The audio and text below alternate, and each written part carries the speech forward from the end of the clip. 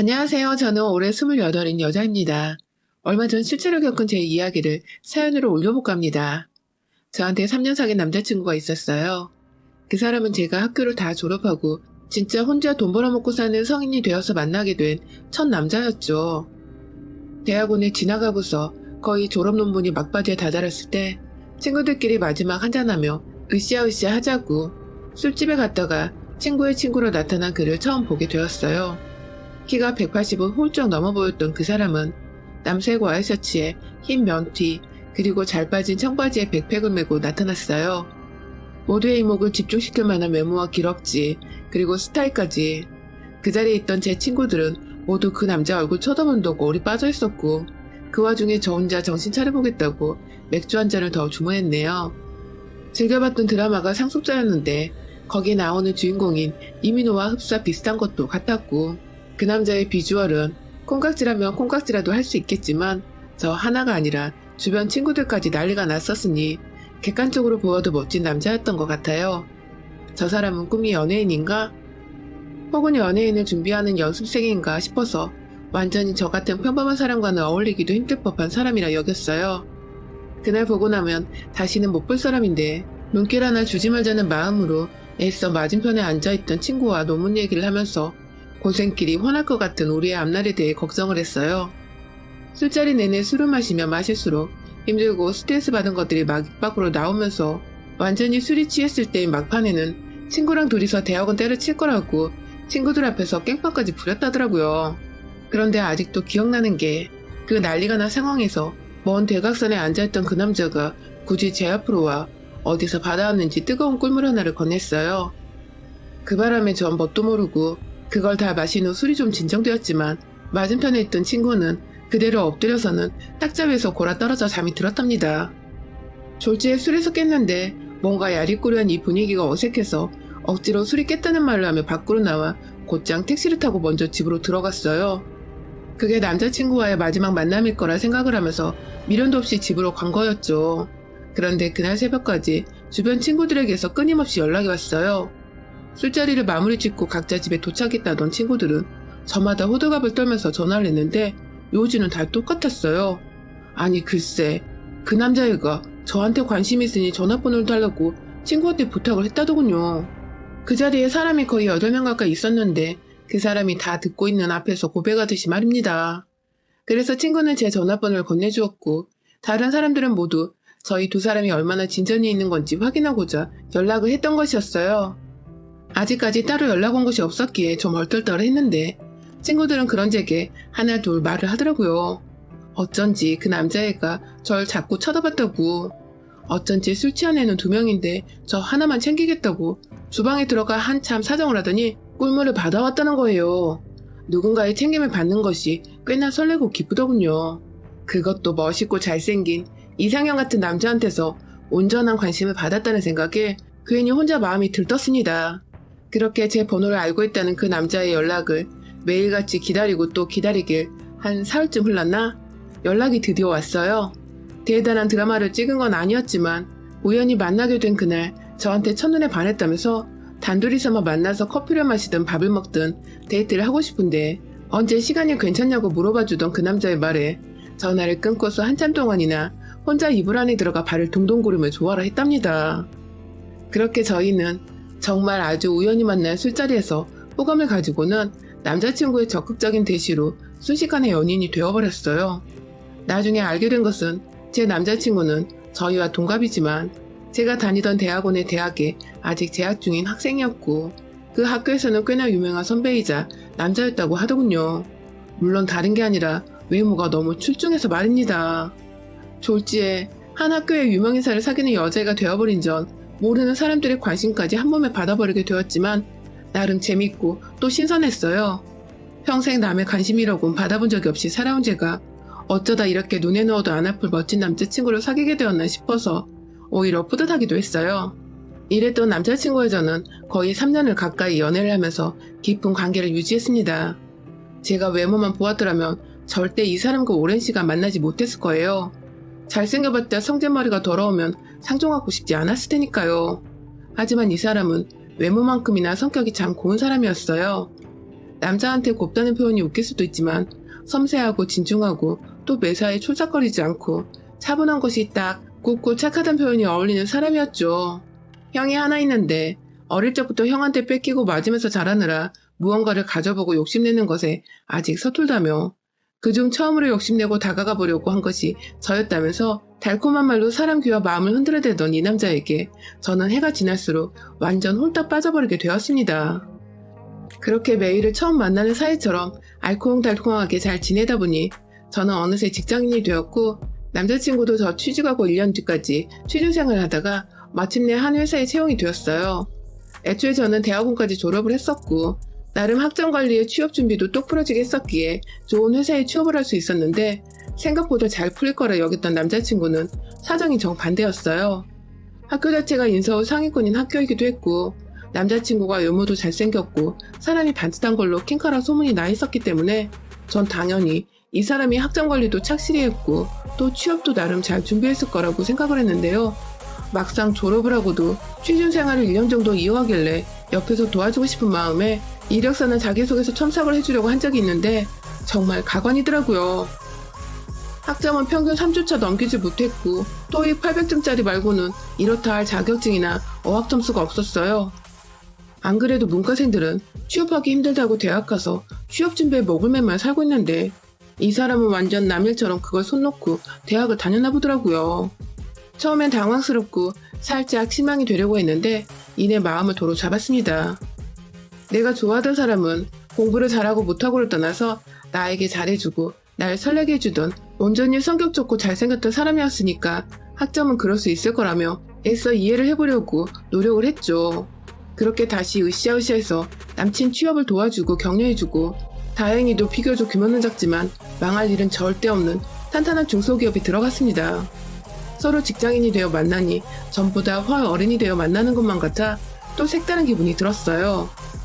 제가 직장을 먼저 다닐 적에는 월급을 받는다는 이유로 제가 데이트 비용을 주로 내는 편이었는데 남자친구가 취업을 한 이후로는 자기가 돈을 내고 싶다며 먼저 데이트 비용을 지불하고 이런 식으로 저희는 서로에게 부담이 되지 않는 선에서 최대한 배려를 하고 맞춰주면서 큰 싸움이나 마찰 한 번 없이 잘 연애를 해갔습니다.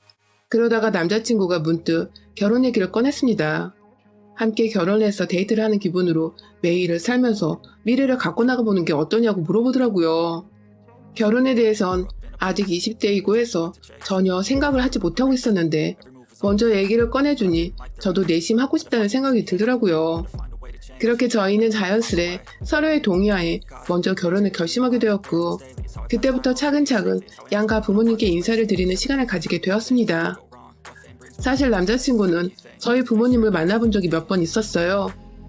데이트를 하며 늘 저를 집까지 바래다주던 사람이어서 오고 가는 길에 부모님이 미안하고 고맙다며 집안으로 부르신 적이 있었죠. 대단히 친한 건 아니었지만 집안에서 같이 차도 마시고 가끔 주말이면 밥도 먹고 가곤 했던 사람이었던지라 저희 친정 부모님께 결혼 허락을 받아내는 것은 딱히 어려움이 없었습니다. 하지만 남자친구 쪽은 좀 달랐어요. 연애를 하는 동안 제가 남자친구 집 근처로 갈 일이 없었을 뿐만 아니라 도통 남자친구가 부모님과 전화통화조차 잘 하지 않으니 제가 옆에서 그들의 대화를 듣거나 접해볼 기회가 전혀 없었거든요. 제게는 완전히 상상 속 미지의 인물들이었던 시어머니와 시아버지 그리고 남편의 형 긴장이 살짝 되긴 하더라고요. 그러다가 결국 예비 시부모님을 만나뵈는 약속이 잡혔는데요. 바로 남자친구의 집에서 말입니다. 최대한 단정하게 하지만 일어서고 앉는 동안 불편함이 없도록 연한 살구색 파스텔 톤의 참한 바지 정장을 입고서는 찾아갔어요. 손에는 엄마랑 머리를 쥐어짜고서 결정한 과일 바구니 선물 세트 하나 큼지막하게 사갔고요. 그렇게 떨리는 마음으로 남자친구의 뒤에 서 있다가 문이 열리자 활짝 웃으면서 집 안으로 들어가려는데 웬 개 한 마리가 왈왈 짖으면서 현관으로 뛰쳐나와버렸습니다. 이빨을 드러내며 지저대던 치아와는 바로 남자친구네 반려견이었는데요. 아니, 걔가 있다면 이따 말을 해줄 것이지. 남자친구는 그가 3년 동안 단 한 번도 개소리를 한 적이 없어가지고 저는 전혀 예상치도 못하게 걔와 영접을 하게 된 것이었어요. 얌전하고 귀여운 gem을 모르겠는데 막 자꾸 으르렁거리고 물기 직전으로 달려들려 하니 저는 그만 겁에 질려서는 남자친구 뒤에 꼭 숨어버리고 말았죠. 그런데 그게 저희 시어머니 눈에 미운털이 박히게 했었나 봅니다. 시어머니는 첫 만남부터 며느리가 될 애가 인사는커녕 걔 피한다고 아들 뒤에 숨어서 나오더라느니 적잖게 기분이 상하셨나 보더라고요. 걔를 무서워하냐고 그 한마디만 물어봐 주셨더라면 제가 어떻게든 양해를 구하며 죄송하다 말씀을 드렸을 텐데, 시어머니는 그 첫 만남 첫 순간부터 내 애완견을 싫어하는 며느리라며 딱 단정을 지으시고는 그날 인사드리는 자리 내내 치아와를 두 팔에 안으시곤 그 개가 절 으르렁하며 노려보고 있는데도 단 한 번 괜찮냐 묻지도 달래주지도 않으셨어요.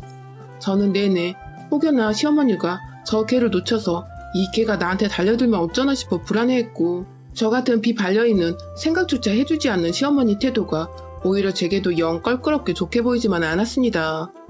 저 혼자 괜찮다고 상관없다고 하기엔 제가 분명 개를 좀 무서워하는 편이었기에 그냥 넘길 수 없는 문제였고, 그렇다고 반려인인 어머님이 조금은 이해를 해주시고 강아지를 어디 안에 잠시 놔두든 강아지 집안에 잠시 놔두든 할 수 있었을 텐데, 어머님은 저 보란 듯이 일부러 그러시는 것 같았어요. 그러다 결국 사건이 터졌어요. 밥이 다 되었다면서 일어나시는 시어머님이 개를 확 바닥에 두시는 바람에 그 개는 자기 몸이 자유로워지자마자 벼르고 있었던 저를 향해 달려들었고, 졸지에 저는 놀라 도망치려다 결국 제 바지가 뜯기고 종아리 부분이 살짝 물리고야 말았습니다. 네, 결국 피를 본 것이죠. 그 바람에 남자친구도 놀라 순간적으로 어머니께 소리를 쳤어요. 왜 자꾸 으르렁거리고 있던 애를 조심도 안 하고 바닥에 놔뒀냐며 순간적으로 화를 냈고, 어머님은 그 바람에 내가 뭘 지불죄를 지었다고 소리를 지르냐며 제 앞에서 아들과 논쟁을 벌이셨죠. 졸지에 당황스럽게도 죄인이 되어버린 저는 시아버지와 멀뚱멀뚱 서로를 바라보며 괜찮냐, 괜찮다는 뉘앙스만 반복해 주고받았고요. 정말 그날 밥이 코로 들어갔다 해도 믿을 만큼 앞에 있는 시어머니 눈치 본다고 아주 정신없이 먹었습니다. 이 결혼은 아무래도 안 될 것 같다고 머릿속으로 막연히 정리를 하고 있던 그때 남자친구가 먼저 우리 결혼을 허락해주는 걸로 알겠다고 지멋대로 어른들 앞에서 확정을 지어버렸고, 더 놀랐던 것은 그래 하면서 지금까지 있었던 일이 마치 없었던 일인 것 마냥 쿨하게 결혼을 승낙하시는 어머님이었어요. 뭔가 가운데서 시아버지와 저만이 이 상황이 이해가 안 간다는 듯이 어처구니 없이 쳐다보는데, 남자친구와 어머님은 모든 일이 이미 다 지나가버린 과거라도 된다는 듯 태평하게 밥을 먹고 결혼 준비 얘기를 물어보고, 그렇게 저의 첫 시부모님과의 만남은 롤러코스터를 타듯 천당과 지옥을 오가며 끝이 났습니다. 그리고 나서 몇 달 후 저희가 다시 상견례 자리를 가지게 되었어요. 이번에는 서로의 양가 부모님을 모신 채 함께 바깥에서 저녁을 먹는 시간이었죠. 주말부터 저희 엄마는 미용실에 가서 머리를 하고 간단한 메이크업까지 돈 주고 받으시며 곧 있을 상견례 준비에 정신이 없으셨어요. 차 막히면 안 된다고 2시간 전부터 출발해서는 결국 밥 먹기로 한 한식당에 1시간도 더 일찍 도착해버렸고, 그래도 기다리는 게 늦는 것보다 괜찮다는 아빠의 말씀에 저희는 다 같이 자리에 앉아 본인들이 얼마나 저희 결혼을 축복하는지에 덕담을 해주시고 대화를 나눴습니다. 그러다가 약속 시간이 되어 저희도 준비를 하는데 10분이 지나고 20분이 지나도 도무지 도착할 기미가 없던 남자친구네는 결국 40분이 다 지나갈 때쯤 식당에 느긋하게 도착을 했어요. 옆에서 미안해 죽으려는 남자친구와는 달리 차가 좀 막혔다고 한마디 던지시는 시어머니 모습에서 저희 가족 모두 표정이 얼어붙었죠. 말 그대로 사돈과의 기싸움을 시전하고자 하는 예의 없고 철딱선이 없는 시어머니 모습에 실망을 해버린 것이었죠. 미안하다는 말 없이 자리를 잡고 앉은 시댁 어른들은 이내 배가 고프다며 빨리 주문을 하자고 해서 저희 부모님도 엉겹결에 주문을 했어요. 도착한 지 2시간이 다 되어가는 와중에도 메뉴를 제대로 보지도 않았던 저희 부모님은 시부모님 재촉에 아무거나 주문을 해버리곤 당황해 서로를 쳐다보셨습니다. 왠지 시아버지도 얼굴에는 미안한 표정이 역력하신 것 같은데 말 한마디를 제대로 해주질 않으셨어요. 그렇게 밥이 나오고 서로 대화를 오가며 서로의 기분을 계속해서 상해갔어요. 시어머니는 제가 일단 남자친구보다 학력이 더 높다는 것에 왜인지 자격지심이라도 드시는 건지 자꾸만 자식들 일자리를 얘기하고 있는 와중에 대학원 나와봐야 필요가 없다면서 그건 다 돈지랄이고 취직 못하는 애들이 진학하는 거 아니냐며 까내리는 말씀을 하셨습니다. 제가 바로 앞에 있고 남자친구도 그쯤 하라고 말을 자제시키는데도 뒤늦게야 아, 너도 대학원 나왔다며? 하시며 저를 꼽주시던 시어머니. 당연히 저희 부모님은 표정이 좋지 않았죠. 그러다가 또 회사 얘기가 나오면 좋은 회사 들어가봤자 여자애들은 시집가고 애 낳으면 잘 풀리지도 않는다며 그냥 집에서 조신하게 남편 기 살려주며 뒷바라지 않은 며느리 아니면 결혼 허락할 생각이 없다는 등의 구시대적인 발상을 말로 꺼내시며 탄식을 하시고는 또 뒤늦게야. 아, 너도 회사는 큰데 다니지? 곧 잘리겠구만 하면서 결혼하고 남편이나 잘 챙겨주라고 그걸 덕담이라고 짓거리고 계시던 시어머니. 점점 저희 부모님은 말씀이 없어지셨고 급기야 아버지는 입을 꾹 다물어 버리셨습니다. 남자친구와 애비 시아버지도 그런 저희 아빠 표정을 보시고는 이제 진짜 안 되겠다 싶었는지 시어머니 말씀하실 때마다 헛기침을 하시고 괜히 한번 쳐다보며 그만하라 눈치를 줬는데 시어머니는 이 자리에서 완전히 사돈기를 죽이고 아들보다 좋은 대학 나와 좋은 직장 가진 며느리 기세를 꺾어보기라도 하겠다는 듯이 말을 이어가셨어요. 그러다 결국 하지 말아야 할 소리까지 필터링 없이 꺼내셨습니다. 아니 글쎄 마지막까지 그래도 사돈이라고 비율을 맞춰드리고 상대를 해드리고 있던 저희 엄마한테 사돈 되실 분이 참 성격이 둔해 터졌다며 제가 하는 말 다 알아듣긴 한 거죠? 하면서 지금껏 제 욕을 돌려말한 것을 저희 엄마가 이해를 했냐는 식으로 비꼬며 물어보는 게 아니겠어요? 이 옆에내가 하다 결국 선을 넘어버린 겁니다. 그 바람에 아버지가 옆에서 참다가 아 진짜 하면서 탁 하고 일어나시는데 제가 먼저 선수 쳤습니다. 딸 자식 잘 키워주신 거 이럴 때 쓰라고 있는 거잖아요. 나 비꼬는 건 참을 수 있지만 내 엄마 내 부모님 우습게 만드는 꼴은 도저히 그냥 넘어갈 수가 없었어요. 음식들을 하나둘 차려져서는 상 한가득 한 장씩들이 메꿔졌는데 제 눈에는 오로지 그것들이 제 입에 들어갈 게 아닌 무기로만 보였습니다. 가장 먼저 한가운데에 자리 잡고 있던 오리밀쌈 세트를 확 시어머니 면상에 부었어요. 말 좀 가려서 하라고 된통 소리를 지르고는 오리밀쌈에 이어 옆에 있던 깻잎과 호박전, 김치의 각종 나물들까지 다 비워져 있던 오리밀쌈 그릇에다가 마구 퍼부어서는 이번엔 시어머니 옆으로 다가가 머리에다 대고 탈탈탈 국물까지 털어서 부어버렸어요. 남자친구는 물론이고 시아버지까지 당황해서 말리다기보단 결국 일이 터졌구나 싶어서는 처음 몇 초간 벙쪄 있다가 뒤늦게야 그만하라고 시어머니가 아닌 절 말리러 오셨고 그 바람에 시어머니는 이게 뭐냐며 막 식겨낸 물을 찾는데 그 꼴을 보고는 저희 아빠가 앞에 있던 시원한 냉수통을 갈비 뜯고 남은 뼈 집어넣으라고 놓여져 있던 빈통에다가 콸콸콸 부어서는 그걸 그대로 시어머니 면상에 쏟아 부어버리셨네요. 졸지에 식사를 제대로 하지도 못했는데 입이 아닌 온몸으로 받아드신 우리 시어머니.